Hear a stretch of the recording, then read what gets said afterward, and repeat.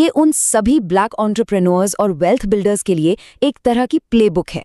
यहाँ हम उन छिपी हुई मुश्किलों पर बात करेंगे जो दौलत बनाने से रोकती हैं, और उन स्ट्रैटेजीज पर भी गौर करेंगे जिनसे जेनरेशनल वेल्थ बनाई जा सकती है। तो चलिए शुरू करते हैं। जरा सोचिए, आप एक बिजनेस लोन के लिए बैंक में हैं, सब कुछ सही जा रहा है, लेकिन जैसे ही कागजात सामने आते हैं, आपको पता चलता है कि ब्याज दर आपके एक वाइट दोस्त को मिली दर से 2 गुनी है। ये एक अदृश्य ब्लैक टैक्स जैसा है, कहीं लिखा नहीं है पर वसूला जरूर जाता है। और यहीं पर एक बहुत हैरान करने वाला सवाल उठता है।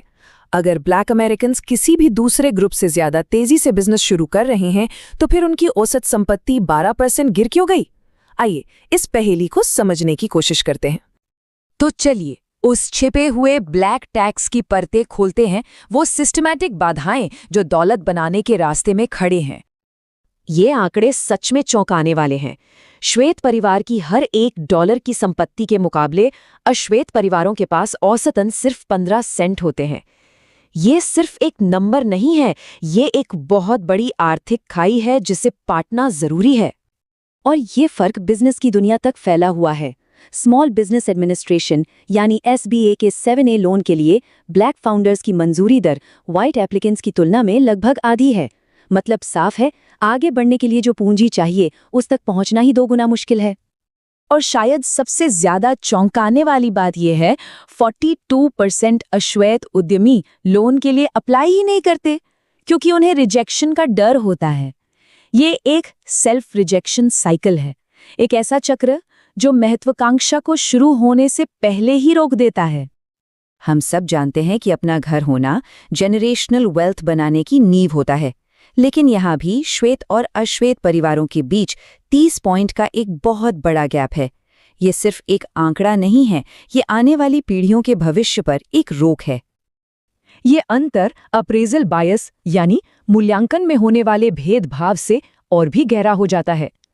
ब्रुकिंग्स की एक स्टडी से पता चलता है कि अश्वेत इलाकों में बने घरों की कीमत श्वेत इलाकों में बने बिल्कुल वैसे ही घरों की तुलना में 21% कम आंकी जाती है। इसे आप आज के जमाने की रेड लाइनिंग ही समझ सकते हैं। तो इसका मनोवैज्ञानिक असर क्या होता है? जब हर सिस्टम ज्यादा जोखिम या कम योग्य होने का संकेत देता है, तो धीरे धीरे लोग उस संदेश को अपने अंदर बैठा लेते हैं। इससे आगे बढ़कर खेलने की मानसिकता खत्म हो जाती है और लोग सिर्फ फाइनेंशियल डिफेंस में लग जाते हैं। लेकिन सिर्फ समस्याओं को समझना काफी नहीं है। अब बात करते हैं समाधान की। तो पेश है असली वेल्थ प्लेबुक, दौलत बनाने के लिए एक्शनेबल रणनीतियां। पहली रणनीति है ट्रिपल CDFI प्ले। सबसे पहले एक कम्युनिटी डेवलपमेंट फाइनेंशियल इंस्टीट्यूशन यानी CDFI से कैरेक्टर बेस्ड लोन लें, फिर उसे कीवा के 0% ब्याज वाले क्राउड फंड के साथ जोड़ें। नतीजा, आपका कुल ब्याज खर्च 40% तक कम हो सकता है। एक और जबरदस्त तरीका है रेवेन्यू बेस्ड फाइनेंसिंग। यहाँ निवेशक आपके रेवेन्यू के आधार पर 50,000 से 5 लाख डॉलर तक का निवेश करते हैं।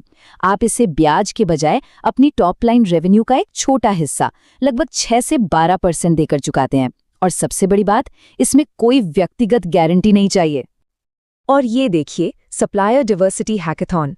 ये रिवर्स पिच इवेंट्स होते हैं जहां फॉर्च्यून 100 कंपनियां अपनी समस्याएं लेकर आती हैं और उद्यमी उनके समाधान पेश करके सीधे पायलट कॉन्ट्रैक्ट जीतते हैं। एक उद्यमी ने इसी तरह $1.2 मिलियन का कॉन्ट्रैक्ट हासिल किया था। अब बात करते हैं ग्रुप इकोनॉमिक्स की ताकत की। 5 फैमिली REIT, 4 और परिवारों के साथ मिलकर एक LLC बनाइए, एक मल्टी यूनिट प्रॉपर्टी के लिए डाउन पेमेंट इकट्ठा कीजिए और फिर बड़ी संपत्तियों में निवेश करने के लिए रीफाइनेंस का इस्तेमाल कीजिए। ये मिलकर पैसिव इनकम बनाने का एक शक्तिशाली तरीका है। अब कुछ ऐसे कदम जो आज ही उठाए जा सकते हैं। अपनी लेक्सिसनेक्सिस और चेक सिस्टम्स रिपोर्ट निकालकर उन्हें ठीक करें। CDFI रेफरल के लिए अपने लोकल SBDC से मुफ्त सलाह लें और तेज पेमेंट के लिए यानी 45 दिन के बजाय 15 दिन में एक सप्लायर डाइवर्सिटी काउंसिल से जुड़ें। व्यक्तिगत रणनीतियां बहुत जरूरी हैं, लेकिन असली बदलाव तब आता है जब हम मिलकर खेल के नियम बदलते हैं। अब बात करते हैं पॉलिसी और कम्युनिटी की ताकत की। हाल ही में पॉलिसी के मोर्चे पर एक बड़ी जीत मिली है। एसबीए का पुराना नियम व्यक्तिगत रियलिस्टिक को गिरवी रखने के लिए मजबूर करता था। नए नियम के तहत उद्यमी अब किसी दूसरे बिजनेस में अपनी इक्विटी को गिरवी रख सकते हैं। ये उन लोगों के लिए गेम चेंजर है जिनके घरों का मूल्यांकन कम किया जाता है। बदलाव स्थानीय स्तर पर भी हो रहा है।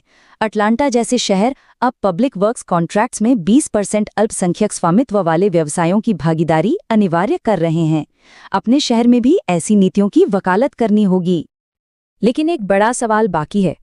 अश्वेत वीसीज, अप्रेजर्स और फिनटेक इंजीनियरों की एक नई पीढ़ी तैयार करना इतना जरूरी क्यों है? जवाब सीधा है, हमें उन कमरों में पहुंचना होगा जहां फैसले लिए जाते हैं। हमें उन पक्षपाती एल्गोरिदम को फिर से ट्रेन करना होगा जो हमारे समुदायों को नुकसान पहुंचाते हैं। जब हमारे लोग सिस्टम के अंदर होंगे तभी सिस्टम का मूल तर्क बदलेगा। तो अंत में बात इस पर आती है, हर बार जब पूंजी को कैश फ्लो वाली संपत्ति में बदला जाता है तो ये सिर्फ एक व्यक्तिगत जीत नहीं होती। ये हर उस बच्चे के लिए नियमों को फिर से लिखना है जो ये सोचकर बड़ा होता है कि दौलत का खेल शायद उसके लिए है ही नहीं।